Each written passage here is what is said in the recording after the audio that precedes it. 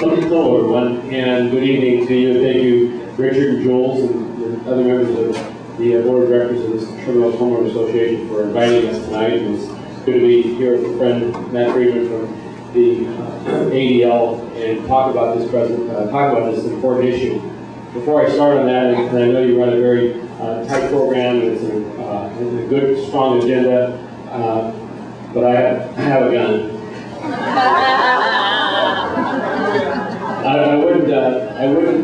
I wouldn't feel right if I didn't remark about just taking a moment and giving some acknowledgement to the thousands of men and women that are out there, have been out there for the last 3 or 4 days, and are out there right now fighting some fires and saving lives. The Valley has a first-hand experience with that starting Sunday morning at about 2 a.m. and I just got a notification that we finally have been released from the command post out of Newberry Park. We worked for the last 3 days very tirelessly in support of our brothers and sisters in the fire department, and I love those big red fire engines, and wouldn't want their job because the kind of buildings they walk into and the fields they walk into are ablaze. It's always amazing, tremendous work. But I'll also say for the men and women of LAPD and the Sheriff's Department, CHP, LA Unified School District Police, General Services Police, really all of our brothers and sisters in law enforcement, they stood tall. They went directly at the threat time and time again. They facilitated a number of dangerous evacuations that on paper, I'm not supposed to have them go in and do. Plainly stated, we were out hanging the 118 freeway about 36 hours ago at 12 noon, when the fire had blown over the freeway. We had just had a fatality on that freeway due to that fire, and we had road signs on fire.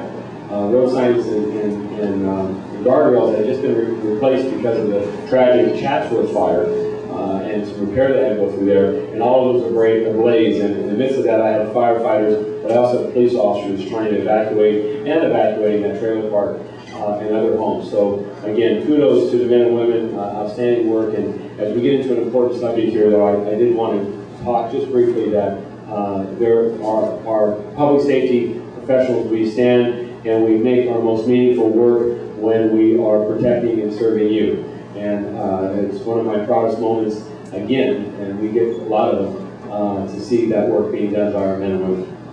On this subject, I've got the problem and the solution is the challenge in about 6 more minutes. And it's only dealing with hate. I will not get to the solution tonight any more than I can get to world peace tonight in 6 minutes. I can talk about, and will talk about, LAPD's response to this crime of ignorance, these instances of just absolute intolerance. And I'll tell you that the Los Angeles Police Department takes a very strong position. We assign investigations, we assign resources to this problem. It is difficult to measure in statistics because the numbers of the crime and the instances of hate are frequently not reported. And when they are reported, they're not consistently reported. And so it's not a matter of measuring volume like you would liquid and saying this year we have a gallon of water and next year we have 2, so I've increased it 100%. Hate crime, the instances of reporting crime isn't so pure as that. However, in the Valley, to get to you a sense of crime in the Valley in regards to hate, primarily it's vandalism. Primarily 2/3 of it is race-based, one person race against another, primarily against African Americans. And the other third, almost nearly a third of hate crime is religion-based. And that's primarily against it's anti-Jewish. And so, which isn't really a religion, it's a people, I understand, but it's classified frequently as religion.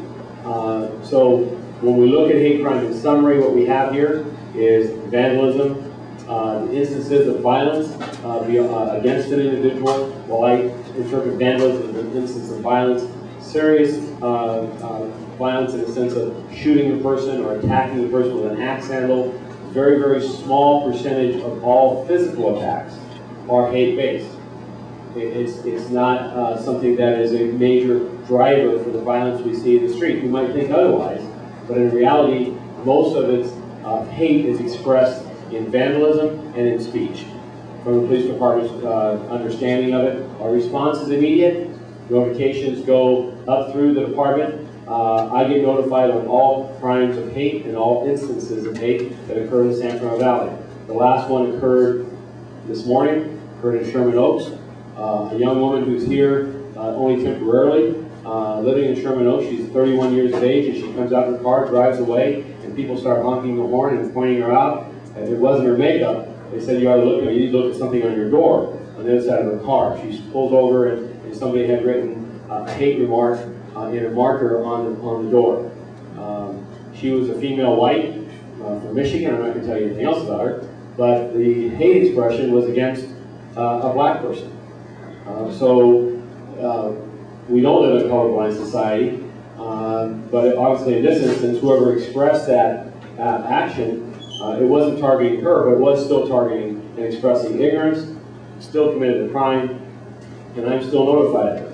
Why do you ask that? I'm a couple layers removed from the Van Nuys station and from the field of Sherman Oaks. It's because LAPD is conducting an investigation. I'm going to ensure that we do door knock the neighborhood. We do try to understand the parking lot in which she parks her car, and the kids that are, we understand, hanging out in that neighborhood. And we have every intention that Ron Carter, who's a slow that's not here tonight, is going to go into that neighborhood and find those kids that and hopefully find out who did this and hold them accountable.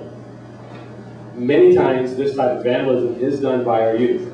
When we talk about solutions, our partnership with ADL is one both of enforcement, where they provide us information from public sources as to hate groups, as to instances and trends of hate across the country that are developing, and individuals responsible for it and the means in which they're communicating it.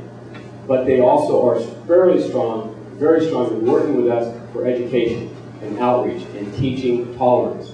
At the end of the day, LAPD will let people are here to stand and say to the public, you commit a crime of hate, we intend to catch you and hold you with criminal law system accountable. And it is not the simple matter of ignorance. Society has said this is something that deserves punishment and must not stand unchallenged.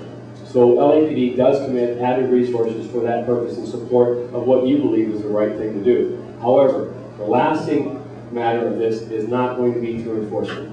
The lasting change of hate comes with the change of the prejudices that we teach our children, the prejudices that we allow children to exhibit and grow into with their peers, and what we allow in our entertainment, and what we allow in the manner of what's all around us to occur, that we don't challenge it for its ignorance and for its capitalism at times. Because frankly, much of what we see in regards to hate speech is simply for a buck. If you took away the marketing, if you took away the commerce of it, people would change their attitude because it wouldn't sell, and they'd be driven out of business, and they'd have to change their marketing. I will tell you that I was at an event just this weekend involving a hip-hop star in closing, that his earlier lyrics were against women and were race-based. Did not go over well. Protesters, activists went against him. He changed his message. He's now against gangs, he's now against violence, he speaks of respect for women. Whether that man actually changed his values or not is not for me to determine. What I'm thankful is that he changed his public expression. And I believe that that was a result of society impacting him. And so to you, I'll say, if you experience, hopefully not, if you experience a crime of hate, or you know of individuals who witness or see this, please, the police department asks for that information. We seek your cooperation for us to stop it. But on a larger issue, on a societal issue, as a group of people, we need to pursue greater tolerance of one another. Thank you.